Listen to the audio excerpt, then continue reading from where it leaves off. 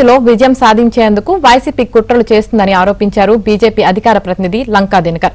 రాబోయే ఎన్నికల్లో 140 అసెంబ్లీ స్థానాలు, 21 పార్లమెంట్ స్థానాల్లో ఎన్డీఏ కూటమి అభ్యర్థులు విజయం సాధించబోతున్నారని ఆయన చెప్పారు.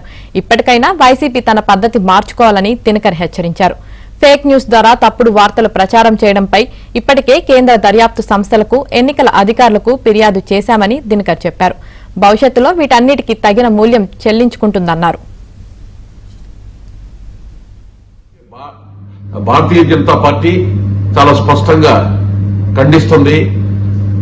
నారా లోకేష్ గారు, తెలుగుదేశం పార్టీ జాతీయ ప్రధాన కార్యదర్శి గారి యొక్క ఫోన్ ని ట్యాప్ చేయడానికి రాష్ట్ర ప్రభుత్వ ఏజెన్సీస్ ప్రయత్నం చేసినాయి అనేటటువంటిది సుస్పష్టం. యాపిల్ సంస్థ నుంచి 2 సందర్భాల్లో వారికి అలర్ట్స్ రావడం, వాటి మీద మీడియా ముఖంగా వారు ఆ అంశాన్ని తెలియజేయడం కూడా మనందరికీ కూడా విదితమే.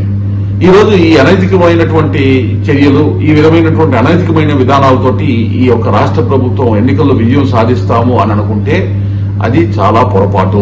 ప్రజలు ఒక నిర్ణయం స్పష్టంగా తీసుకున్నారు. ఈ విధంగా ప్రతిపక్ష పార్టీల గొంతును నొక్కడానికి, లేకపోతే ప్రతిపక్ష పార్టీల యొక్క సమాచారాన్ని, వాళ్ళ యొక్క వ్యూహాల్ని ఈ విధంగా అనైతిక విధానాలతో, రాజ్యాంగ వ్యతిరేక విధానాలతో, చట్ట వ్యతిరేక విధానాలతో ఏదైతే వైకాపా ప్రభుత్వం ఈ సమాచారాన్ని సేకరించే ప్రయత్నం చేస్తుందో దాన్ని కేంద్ర ప్రభుత్వం